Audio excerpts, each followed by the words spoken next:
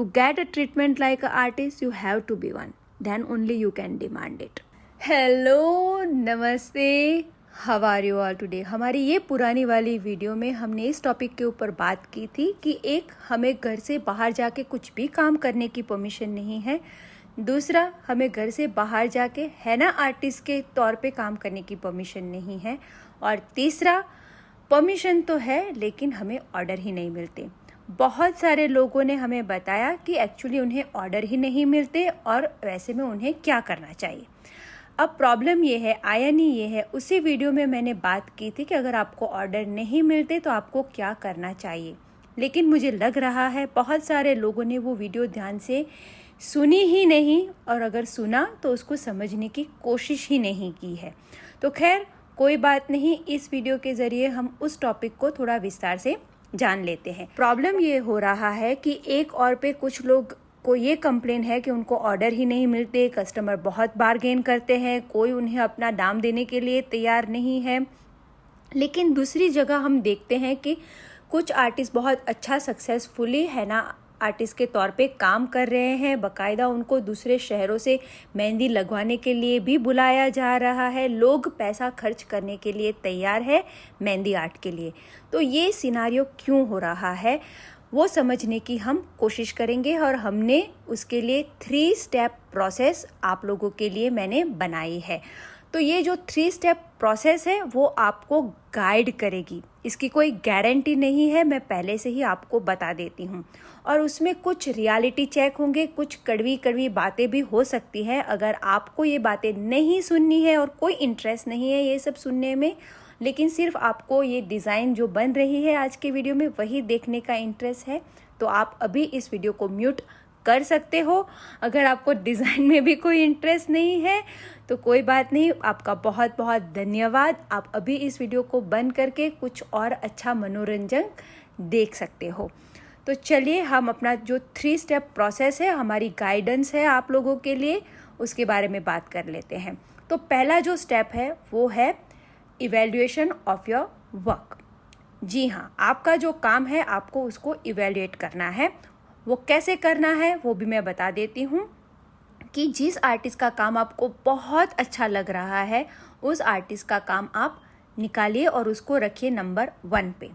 और दूसरा काम जो बिल्कुल भी अच्छा नहीं है, चलिए हम आप लोगों का काम आसान कर देते हैं। मेरी जो सबसे पुरानी डिज़ाइन है जो मुझे बिल्कुल अच्छी नहीं लगती, मैं उसको 10 मार्क भी नहीं दूंगी, वो आपके लिए मैं उपलब्ध करवा देती हूँ। अभी स्क्रीन पे आपको दिखाई दे रही होगी, उसका स्क्रीनशॉट ले लीजिए।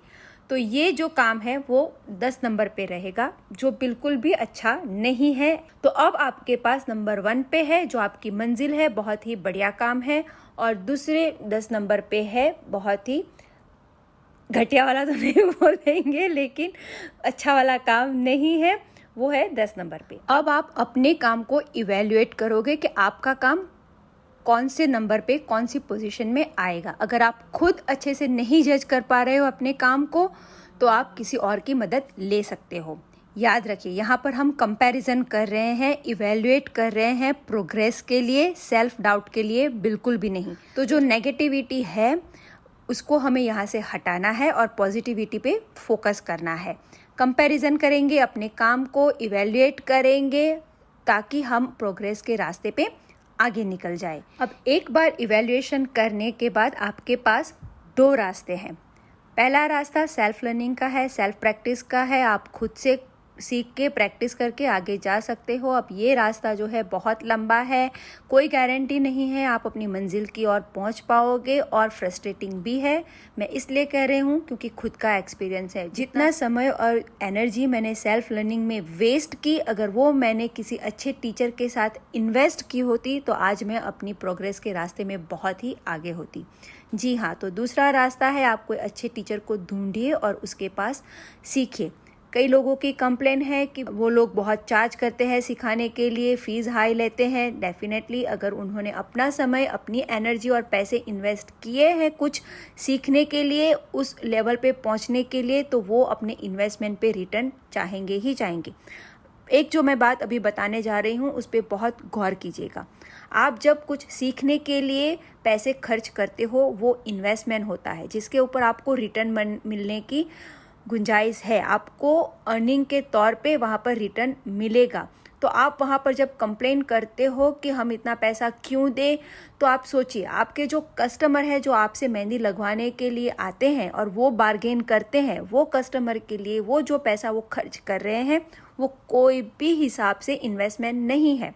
वो उनके लिए सिर्फ और सिर्फ एक फैशन स्टेटमेंट है, एक खर्चा है जो एक बार उन्होंने कर दिया, उसके बाद उसको कोई फ़ायदा नहीं होने वाला। हालांकि एक दो अच्छी पिक्चर जो वो कभी कभार देखेंगे। तो ऐसे हालात में वो कस्टमर ये खर्चा ना करे या ना करना चाहे या बार्गेनिंग करे तो उनकी सोच जायज़ है, क्योंकि जब हम अपने फ्यूचर के लिए, प्रोग्रेस के लिए जो इन्वेस्टमेंट है वो करने से पहले ही वही सेम बिहेवियर करते हैं तो फिर हमें उनको बेनिफिट ऑफ डाउट देना पड़ेगा। तो इसीलिए मैं हमेशा कहती हूँ अच्छे टीचर के ऊपर इन्वेस्ट करो। आप इमीडिएटली फास्ट ट्रैक पे चले जाते हो, आपका प्रोग्रेस फास्ट हो जाता है, आपकी लर्निंग आपके लिए अर्निंग बन सकती है। तो एक बार आपने इवेल्युएट कर दिया, फिर डिसाइड करो किस रास्ते आपको आपकी मंजिल की ओर आगे बढ़ना है। अब फिर दूसरा स्टेप है सोशल मीडिया चेक। आपका सोशल मीडिया आपके कस्टमर को क्या मैसेज देता है। तो आप कस्टमर बनके अपने खुद के सोशल मीडिया हैंडल पर जाइए और जो आर्टिस्ट बहुत अच्छा कर रहे हैं, बहुत ही सक्सेसफुल मेहंदी आर्टिस्ट हैं, उनके सोशल मीडिया हैंडल पर जाइए और देखिए कि आपको क्या डिफरेंस दिखाई दे रहा है। कहीं ये तो नहीं हो रहा है कि आप वो जो सारे अच्छे सक्सेसफुल मेहंदी आर्टिस्ट हैं उनके हैंडल पर जाते हो तो आपको सिर्फ और सिर्फ मेहंदी की रिलेटेड पोस्ट ही नज़र पे आती है। जो भी वो कर रहे हैं, जो भी वो डाल रहे हैं अपने सोशल मीडिया पर, सब कुछ मेहंदी आर्ट से रिलेटेड है और आपके पेज पे कुछ भी दिखाई दे रहा है।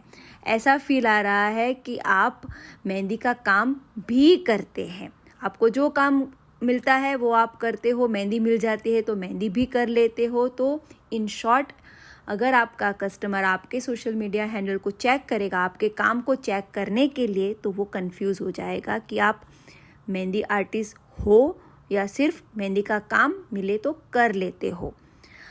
ऐसी सिचुएशन में अगर आप चाहते हो कि आपको आर्टिस्ट की तरह ट्रीटमेंट मिले तो आपको पहले आर्टिस्ट बनना पड़ेगा। To get a treatment like an artist, you have to be one. Then only you can demand it. अगर आपका कस्टमर आपके सोशल मीडिया हैंडल पर आके कंफ्यूज हो जाता है कि आप एक्चुअली में क्या करते हो, तो वो 2 बार सोचेगा आपको काम देने से पहले। अगर वो नया है, आपको बिल्कुल जानता नहीं है और आजकल सोशल मीडिया वहाँ से आपको लीड मिल सकती है, तो वो क्लैरिटी आपके कस्टमर को देना आपके हाथ में है। वो सिर्फ आप कर सकते हो। आप क्या करना चाहते हो अपने सोशल मीडिया हैंडल पेज से, वो आपके हाथ में है। क्योंकि जो आर्टिस्ट सक्सेसफुल है, मैंने वो बहुत क्लियरली देखा है कि वो अगर मेहंदी का काम करते हैं तो वो सिर्फ और सिर्फ मेहंदी का काम करते हैं। उनका पूरा फोकस मेहंदी के ऊपर है और इसीलिए कोई भी जब उनके पेज के ऊपर जाता है तो वो बहुत क्लियरली दिख जाता है कि वो क्या करते हैं और कैसा करते हैं। तो उससे कस्टमर का उनके ऊपर विश्वास भी बढ़ जाता है। अब जो तीसरा स्टेप है वो है रियलिटी चेक।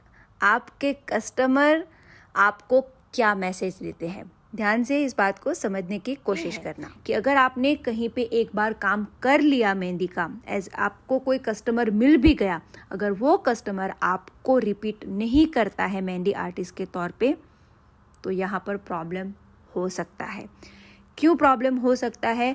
क्योंकि मेहंदी का काम ऐसा काम है कि जहाँ पर रेफरल से काम बहुत ज़्यादा होता है। अगर आप एक जगह पे काम करते हो, ऑर्डर करते हो, तो उनको आपका काम अगर अच्छा लग जाता है तो वो ज़्यादातर उनके यहाँ जितने भी फंक्शन होते हैं वो बिना कुछ सोचे समझे वो आपको ही लगातार बुलाएंगे। उनके फैमिलीज़ में, उनके फ्रेंड्स के यहाँ पे अगर कोई फंक्शन है तो वो आपका कांटेक्ट उनके साथ शेयर करेंगे। तो मेहंदी का काम हमेशा ज़्यादातर रेफरल से ही आता है। मेरे कितने ऐसे कस्टमर हैं जो 10 साल पहले मुझसे मेहंदी लगवा चुके हैं, आज उनके घर में वापस कोई फंक्शन आ रहा है तो वो सीधा मुझे फ़ोन करते हैं, मुझे कांटेक्ट करते हैं, पूछते मैं अभी भी मेहंदी करती हूँ या नहीं, और मुझे ही बुलाते हैं। मेरे कई ऐसे कस्टमर हैं जिनके यहाँ उनकी बच्चियाँ स्कूल में पढ़ा करती थी, अब उनको 2-2 बच्चे हो गए हैं, उनके सारे फंक्शन में, हर एक सेलिब्रेशन में मैंने ही मेहंदी की है, और आज भी उनके यहाँ कुछ भी फंक्शन होता है मैं ही मेहंदी करती हूँ। तो इन शॉर्ट, मेहंदी का काम रेफरल से होता है, एक विश्वास से होता है। अगर एक बार किसी को आपका काम अच्छा लग गया, कोई ज़्यादा प्रॉब्लम नहीं है, तो वो हमेशा आपको ही बुलाएंगे।